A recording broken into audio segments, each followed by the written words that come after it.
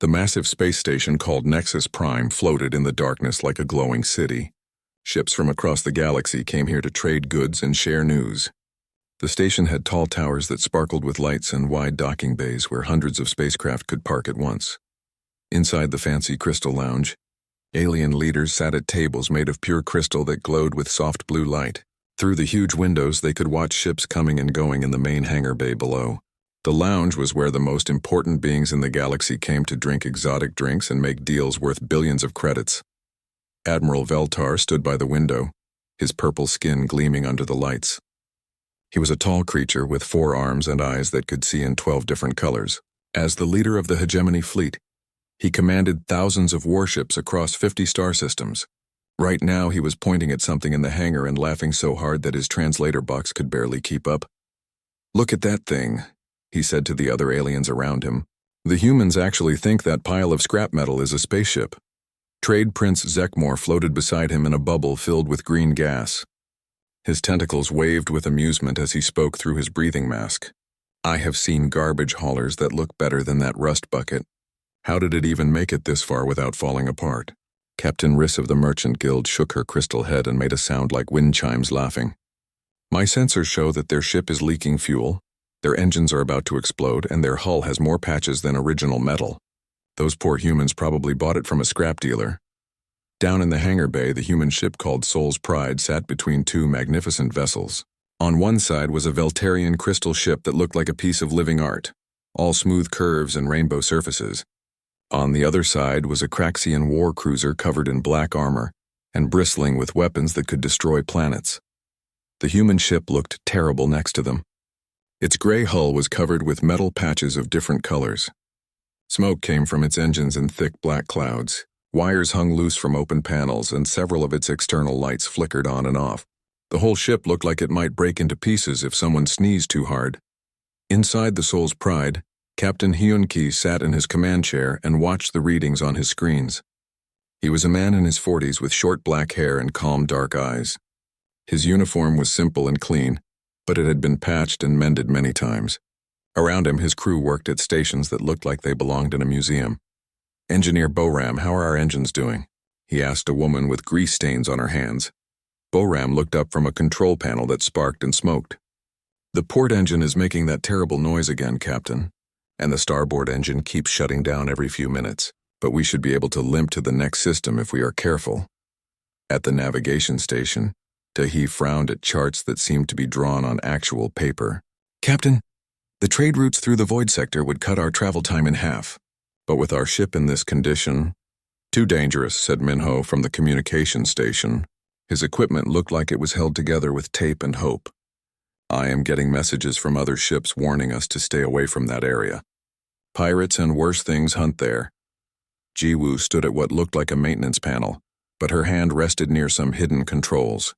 "We could always ask for an escort, Captain, though I doubt anyone would want to help a ship like ours." As if he had heard her words, Admiral Veltar's voice came through their communication system. The alien's tone was full of fake kindness that fooled no one. "Human vessel Soul's Pride. This is Admiral Veltar of the Hegemony Fleet. We could not help but notice your ship's condition. As fellow beings who value life, we offer our protection." Captain Hyun-ki pressed a button that made his voice sound weak and grateful. "Thank you, Admiral.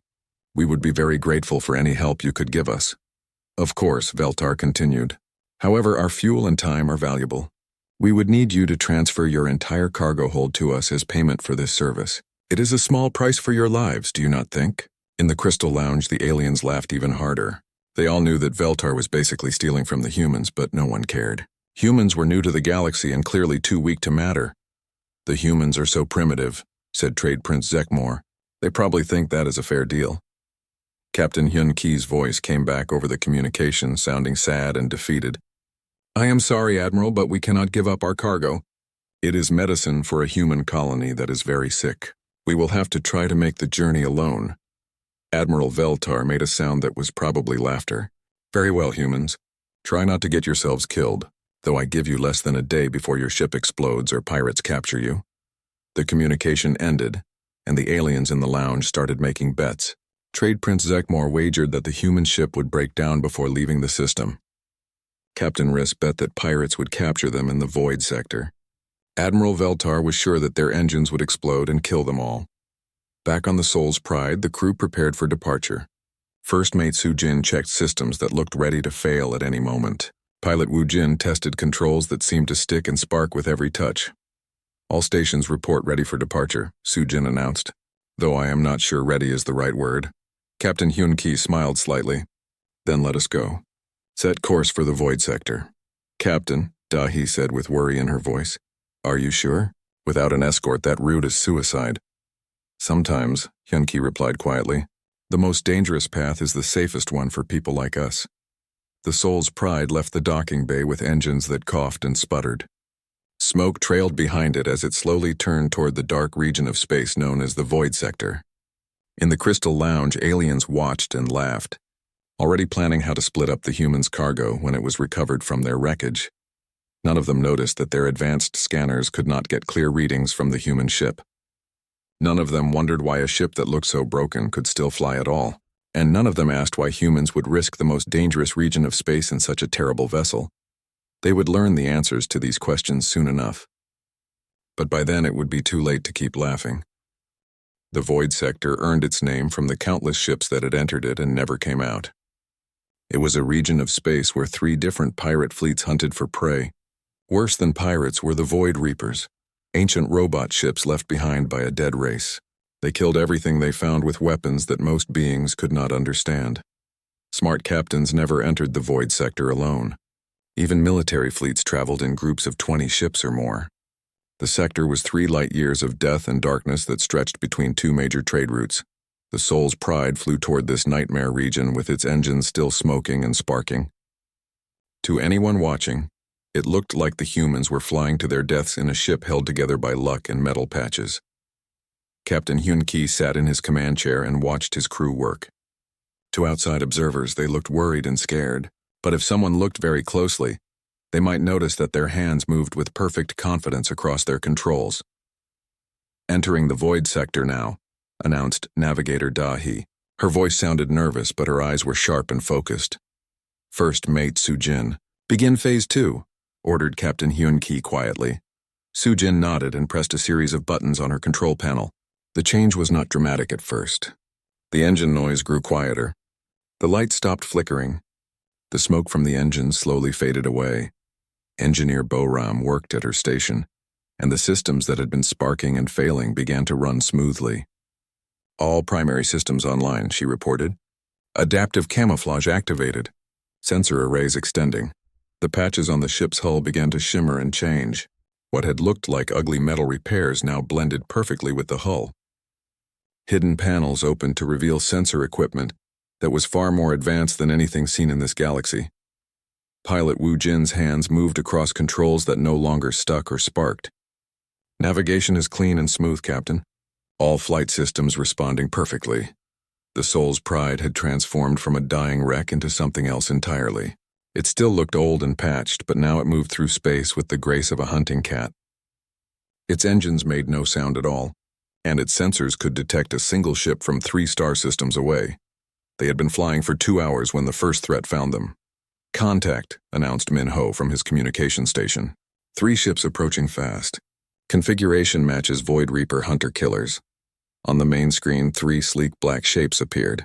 They looked like metal sharks with weapons instead of fins. The Void Reapers had been hunting in this sector for 1,000 years, destroying everything they found.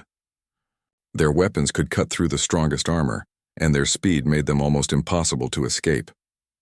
The 3 Reapers moved toward the Soul's Pride like arrows shot from a bow. Their weapons began to charge with deadly red light. Evasive maneuvers, ordered Captain Hyun-ki calmly. Pilot Wu Jin touched his controls and the human ship did something impossible. It moved sideways without turning, slipped upward while flying forward, and danced between the Reaper's energy beams like water flowing around rocks. The Void Reapers had been built to hunt ships that moved in straight lines and turned slowly. They had never encountered anything like the Soul's Pride. Their targeting computers could not understand how a ship could be in 3 different places at the same time. Weapons free, said Captain. Hyun-ki Jiwoo's maintenance panel slid away to reveal weapon controls that glowed with soft blue light. Target acquired. Firing. The Soul's Pride did not have visible weapons. There were no gun barrels or missile tubes. Instead, beams of energy that bent space itself reached out and touched the Void Reapers. The ancient killer machines simply came apart. Their atoms scattered across space like dust in the wind. In less than 30 seconds, 3 ships that had terrorized the galaxy for centuries were gone. Threat eliminated, reported Jiwoo. All weapon systems functioning normally. Engineer Boram monitored readings that would have made alien scientists cry with wonder. The Soul's Pride used power sources that drew energy from dimensions that most races did not know existed. Its computers thought faster than entire planets full of the galaxy's smartest beings. They flew deeper into the void sector, past the wreckage of ships that had tried to cross this region. Some of the wrecks were thousands of years old, others were still smoking from recent battles.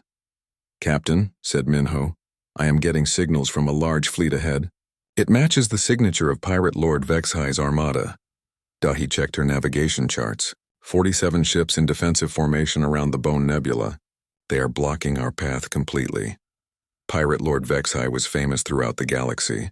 His fleet controlled the void sector and had destroyed over 3,000 ships in the past decade.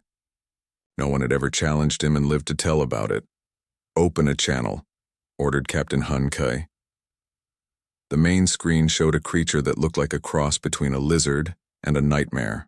Vexhai had 6 arms, each ending in claws that could cut through steel. His ship was a massive thing covered in weapons and armor plating torn from his victims. "Well, well," hissed Vexhai. "Another lamb comes to feed the wolves. Human, your ship is strange. My scanners cannot read it properly. This interests me greatly." Captain Hyun-ki appeared calm and respectful. "Pirate Lord Vexhai, we ask permission to pass through your territory. We carry only medical supplies for sick colonists." Vexhai laughed, a sound like metal scraping against stone. "Oh, you will pass through my territory, human. But first you will surrender your ship to me. I want to study this strange vessel that my sensors cannot understand." Around the Soul's Pride, 47 pirate ships moved into attack positions. Each one was larger than the human vessel. Each one carried enough weapons to destroy a small moon. "I am afraid we cannot do that," replied Captain Hyun-ki politely. "Then you will die," snarled Vexhai. "All ships attack formation. Disable their engines but try not to destroy the ship completely. I want to see what makes it so special." First Mate Su-jin looked at her captain. "Orders, sir?" Hyun-ki sighed softly. "Show them what makes us special. Weapons free. Full power." Engineer Boram began bringing online systems that had been sleeping. "Captain, are you sure? Full power will reveal everything." "They already know we are not what we seem," Hyun-ki replied. "Time to stop pretending." The Soul's Pride began to change again. This time, the transformation was not subtle. The ship's hull shifted and flowed like liquid metal. Weapon ports opened in patterns that hurt to look at. Energy began to build around the human vessel like a small star being born. Pirate Lord Vexhai watched his sensors go crazy as they tried to understand what they were seeing. What is that thing?" Navigator Dahi smiled as she calculated firing solutions that took into account the movement of planets and stars. Beginning combat protocols. The cosmic joke was about to become a cosmic horror. 47 pirate ships surrounded the Soul's Pride like a pack of wolves around a wounded deer. Each pirate vessel was 3 times larger than the human ship. Their weapons could crack asteroids and boil away the atmosphere of planets. In any normal situation, one human cargo ship would be destroyed in seconds. Pirate Lord Vexhai stood on the bridge of his flagship, the Bone Crusher. His 6-clawed hands gripped the command rail as he stared at the small human vessel on his screens. Something was wrong. His best sensors, stolen from a dozen different worlds, could not get a clear reading on the ship. "All vessels maintain attack formation," he ordered through his communication system. "When I give the signal, hit them with everything except the planet killers. I want that ship intact enough to study." Around him, his crew prepared for what should be the easiest battle of their lives. They had destroyed thousands of ships in this sector. One small human vessel would barely count as target practice. On the Soul's Pride, Captain Hyun-ki looked at his crew with calm eyes. "They have 30 seconds to withdraw. Begin countdown." First Mate Su-jin started the timer. 30 seconds and counting, Captain. Warning shot first?" asked weapons specialist Jiwoo. "No," replied Hyun-ki quietly. "They chose this path. We will not insult them by pretending they can change course now. Engineer Boram worked at her station, bringing online systems that had been hidden since the ship was built. All primary weapon systems ready. Secondary weapons charging. Dimensional stabilizers online. What are dimensional stabilizers? Asked Navigator Dahi, though she already knew the answer. Something this galaxy has never seen before, Boram replied with a small smile. The timer reached 0. Captain Hyun-Ki spoke one word. Begin. The Soul's Pride transformed completely. What had looked like a cargo ship made of patched metal became something else entirely. The hull flowed and shifted like living metal. Sections that had appeared to be clumsy repairs revealed themselves as weapon ports, designed by minds that understood physics in ways the galaxy had never imagined. The first thing the pirates noticed was that their targeting computers stopped working. The human ship was there, clearly visible, but their weapons could not lock onto it. It was as if the ship existed in several different places at the same time. The second thing they noticed was the light. Energy built around the Soul's Pride, like a small star being born. But this was not normal energy. This light bent space around it, making the stars behind the ship look twisted and strange. Reality itself seemed to ripple around the human vessel. Pirate Lord Vexhai screamed orders at his crew. Fire! Fire everything! Kill that thing before it. Weapons specialist Jiwoo touched her controls with the gentle care of an artist. Particle beam arrays online. Gravity manipulation ready. Quantum entanglement weapons armed. The Soul's Pride did not fire in the way other ships fired. There were no bright beams of energy, no missiles racing through space. Instead, 7 pirate ships simply stopped existing. They did not explode. They did not break apart. One moment they were there, and the next moment there was empty space where they had been. What was that? Gasped pilot Wu Jin. Quantum entanglement weapons, explained Ji Wu calmly. We break the bonds that hold their atoms together. The ships do not explode because there is nothing left to explode. 3 more pirate vessels vanished in the same silent way. Vexhai's remaining ships opened fire with everything they had. Energy beams, missiles, and weapons that could destroy moons all focused on the small human ship. The space around the Soul's Pride turned into a storm of deadly light.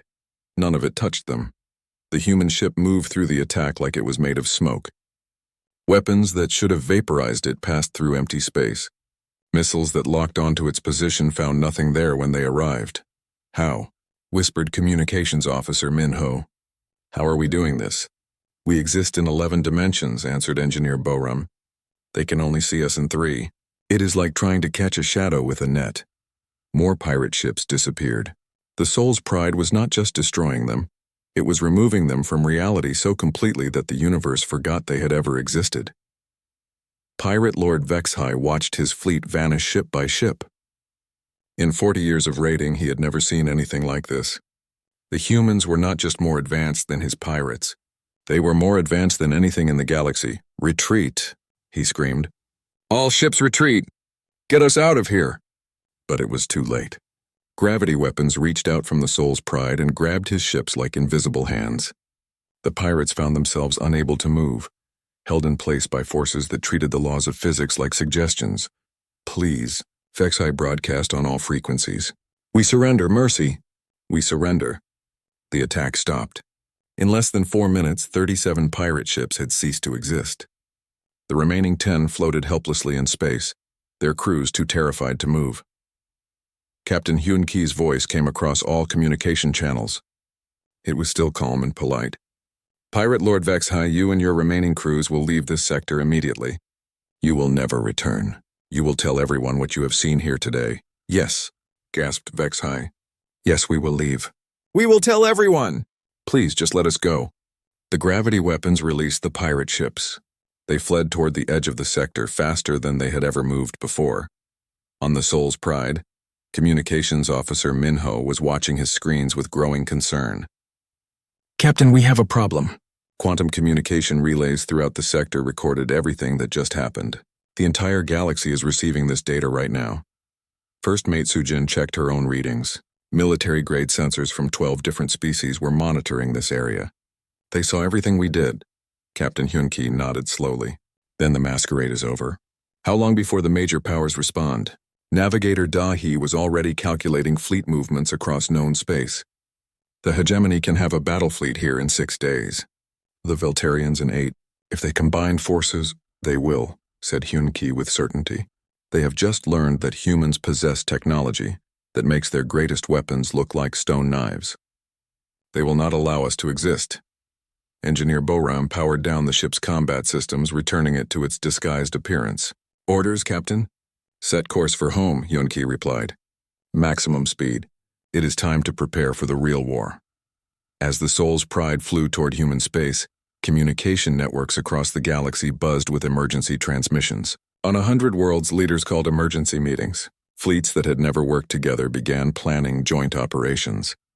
The galaxy had learned that humans were not the primitive species they pretended to be. Now they would learn what happens when you threaten humanity's new home. But first they would discover that the Soul's Pride was not alone, and what was coming would make their impossible weapons seem like toys. News traveled faster than light across the galaxy. In the great halls of power, beings who had ruled star systems for thousands of years watched the recordings from the void sector with growing terror. On the hegemony capital world of Karthus, Fleet Admiral Korthek stood before a massive screen that showed the battle footage over and over. Each time he watched, the reality became more frightening. The human weapons did not just destroy ships, they made them stop existing entirely. How is this possible? He asked his science advisors. Our best minds have studied physics for 10,000 years. We have never seen technology like this. The lead scientist, an ancient being with 12 eyes and a brain the size of a small moon, trembled as it spoke. Admiral, the humans are using principles of science that we do not understand. Their weapons operate in dimensions we cannot even detect. It is as if they come from a completely different universe. Korthek looked at the tactical displays showing the location of human space. 17 star systems with small colonies and trading posts. Population less than 50 billion. Until yesterday, they had seemed like insects compared to the great powers of the galaxy. Mobilize everything, he ordered. Every ship, every weapon, every soldier. The humans must be destroyed before they can spread this technology. On the crystal world of Veltar Prime, the Veltarian Assembly held an emergency session. Their crystal ships had been the pride of the galaxy for 5,000 years. Now they looked like children's toys compared to what the humans had revealed. Prime Resonator Velthus sang the war song in harmonies that made the crystal cities ring like bells. The humans have made fools of us all. While we thought they were primitive cargo haulers, they were studying our weaknesses and planning our destruction. The Assembly voted unanimously. Every Veltarian ship would join the attack on human space. There was no choice. If humans could remove ships from existence itself, no one in the galaxy was safe. The Craxian Empire, the Trade Federation, the Neutral Worlds Alliance, every major power came to the same conclusion. Humanity had to be stopped before they decided to conquer the galaxy. Meanwhile, the Soul's Pride raced through space toward Earth. The ship no longer bothered to hide its true capabilities. It moved between star systems in hours instead of days, using technology that bent space around it like fabric. Captain Hyun-Ki sat in his command chair and read reports from across the galaxy. Military fleets were moving. Old enemies were forming alliances. The largest war force in galactic history was assembling with one goal: the complete destruction of human civilization. Captain, said Communications Officer Min-ho, I am receiving emergency broadcasts from our colonies. They are detecting massive fleet movements heading toward human space. The hegemony alone is sending over 4,000 ships. Navigator Dahi worked at her station, tracking the approaching fleets. If they combine forces, we are looking at more than 10,000 enemy vessels. Even with our technology, those are difficult odds. Not for us, said weapons specialist Jiwoo quietly. But our colonies do not have ships like the Soul's Pride. Captain Hyun-Ki nodded. No, they do not. Which is why we must contact the fleet. Engineer Boram looked up from her controls. Captain, are you certain? Once we send the signal, there will be no hiding what we really are. The time for hiding is over, Hyun-Ki replied. Send the message. Tell them that Phase 3 has begun. Boram activated communication systems that reached across impossible distances to places beyond the galaxy itself. The message was simple. Come home. We are under attack. First Mate Sujin monitored the response. Signal sent and confirmed received, Captain. Estimated arrival time is 3 days. Pilot Wu Jin looked worried. The enemy fleets will arrive in 6 days. That gives us 3 days to prepare Earth's defenses. More than enough time, said Hyun-Ki with a small smile. Besides, we will not be fighting alone. As they spoke, something vast stirred in the darkness between galaxies. Ships that made the Soul's Pride look tiny began moving toward the Milky Way. But they were not alone. Other things moved with them, beings so ancient and powerful that they remembered when the universe was young. Back on Earth, in the underground city of New Seoul, emergency meetings were taking place. The human government had known this day would come eventually. They had been preparing for it since the first human ships left their dying galaxy 3 centuries ago. Defense Minister Park Jin-woo stood before screens showing the approaching enemy fleets. Ladies and gentlemen, the masquerade is over. The galaxy knows what we really are, and they are coming to destroy us. The room was filled with humans who looked ordinary, but each one carried knowledge that could reshape reality itself. They were the survivors, the last remnants of a civilization that had fought wars across multiple galaxies. How long do we have? Asked Admiral Yu Seonmi, commander of Earth's Hidden Defense Fleet. The Soul's Pride will arrive in 12 hours, replied Park Jin-woo. The enemy fleets will reach our outer colonies in 6 days. The main attack on Earth will come in 8 days. And our allies? Asked General Kim Tae-ho. Park Jin-woo smiled. They are already on their way. The message was sent an hour ago. High above Earth, invisible to all sensors, defense platforms that had been sleeping for 300 years began to wake up. They had been built by beings who understood that sometimes peace could only be maintained through the threat of overwhelming force. On the edge of the solar system, automated factories that had been disguised as asteroids began producing ships. These were not like the Soul's Pride, which had been built for reconnaissance and contact. These were warships designed by minds that had fought against things that made the current galactic powers look like peaceful farmers. The galaxy was about to learn that humans were not alone. They were part of something much larger, much older, and much more dangerous than anyone had imagined. As the Soul's Pride entered the solar system, Captain Hyun-Ki looked at his crew with pride. We have done our job well. We learned about this galaxy, made contact with its people, and gave them every chance to accept us peacefully. They chose war instead, observed Navigator Da-hee. Yes, replied Hyun-Ki. So now they will learn why our people are called the shepherds. We protect those who cannot protect themselves, and we remove threats that endanger the innocent. Communications Officer Min-ho received a new signal. Captain, I am detecting massive spatial distortions at the edge of the galaxy. Multiple contacts approaching at impossible speeds. Engineer Boram checked her readings and smiled. The fleet has arrived early. All ships report ready for combat operations. How many ships? Asked pilot Woo Jin. 17,000 human vessels, replied Boram. Plus our allies. How many allies? Asked First Mate Soo-jin. Boram's smile grew wider. All of them. In 3 days, the combined fleets of the galaxy would face humanity and their friends. It would not be the battle they expected. It would be a lesson in why some civilizations survived the dark between stars and others did not. The largest fleet in galactic history assembled at the edge of human space. More than 10,000 ships from every major power in the galaxy formed a wall of steel and energy that stretched across 3 star systems. It was enough firepower to crack planets and boil away the atmosphere of entire worlds. Fleet Admiral Korthek stood on the bridge of his flagship, the Hammer of Justice. Around him, holographic displays showed the positions of every ship in the massive fleet.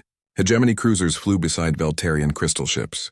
Craxian destroyers maintained formation with Trade Federation carriers. Old enemies had become allies in the face of the human threat. All ships report ready for hyperspace jump, announced his communications officer.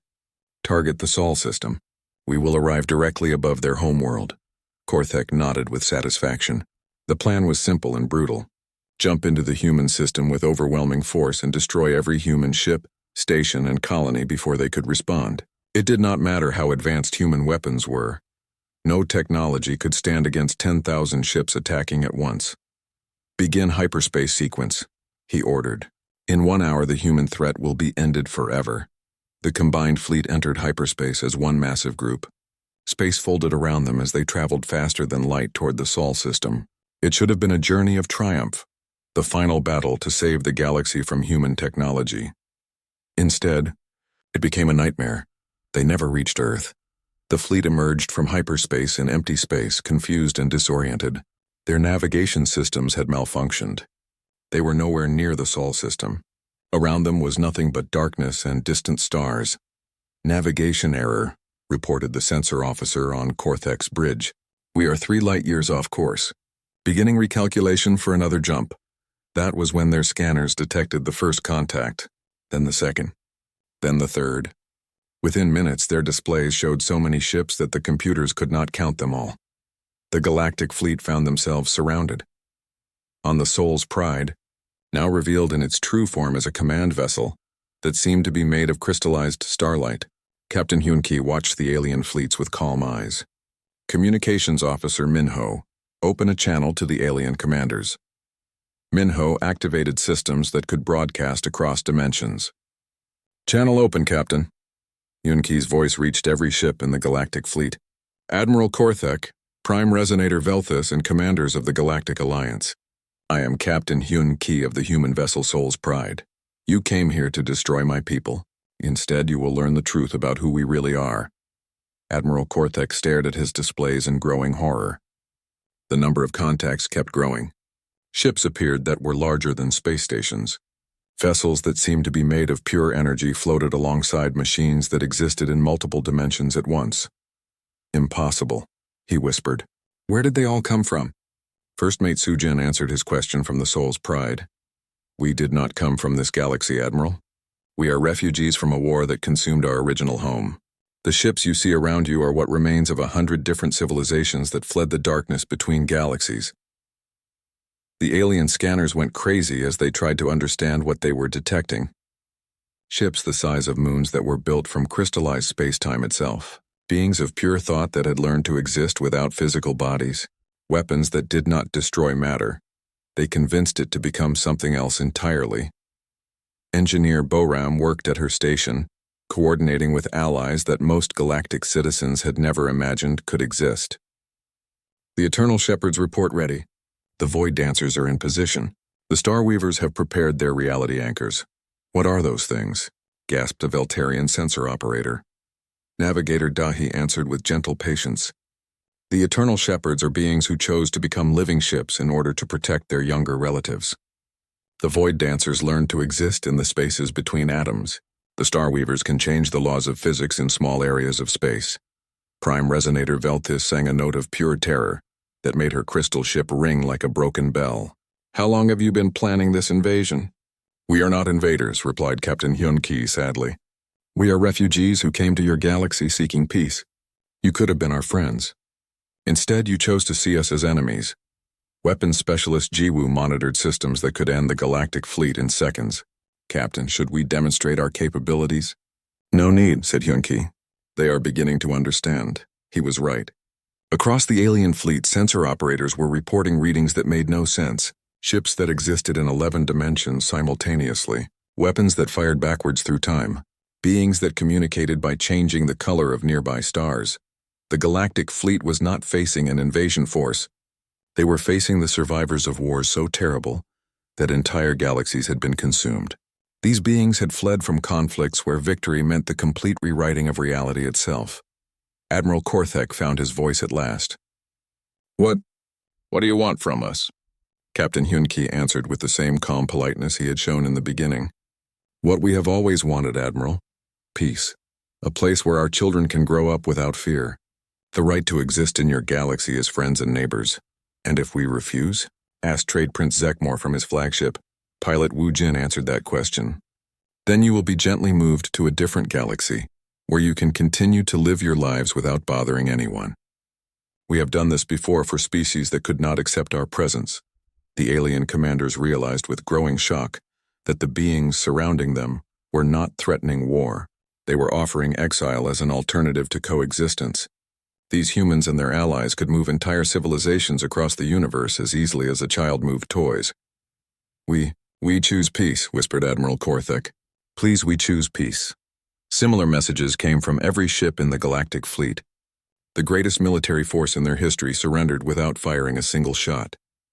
6 months later, the Sol's Pride sat in space dock above Earth, no longer disguised as a cargo hauler. Beings from across the galaxy came to visit the small blue world that had become the center of a new galactic community. Captain Hyun Ki served as Earth's ambassador, helping former enemies become friends. His crew had become legends, but they preferred their new mission, exploring their new home galaxy and learning about the wonders they had found. Engineer Bo-Ram worked with alien scientists to develop new technologies that combined the best of all galactic civilizations. Navigator Da-Hee helped map safe routes through regions of space that had been dangerous for thousands of years. Communications Officer Minho established translation networks that allowed hundreds of species to talk to each other for the first time. Weapons Specialist Ji-Woo trained alien crews in defensive techniques that could protect them from the real threats that lurked in dark space. First Mate Soo-jin coordinated relief efforts for worlds that had been damaged by the old conflicts between galactic powers. Pilot Woo-jin taught young beings from many species how to fly with harmony and grace. The galaxy had become a better place, but Captain Hyun Ki knew that their real test still lay ahead. In the darkness between galaxies, ancient enemies watched and waited. The things that had driven humanity and their allies from their original home were still out there, still hunting. But this time, humanity would not face them alone. They had found a new home, made new friends, and built new alliances. When the real enemy finally came, they would discover that their prey had become protectors. The universe had just become a much more dangerous place for those who chose the path of darkness. The shepherds were watching, and they would not allow their new flock to be harmed. The cosmic joke had become a cosmic guardian force, and the real story was just beginning.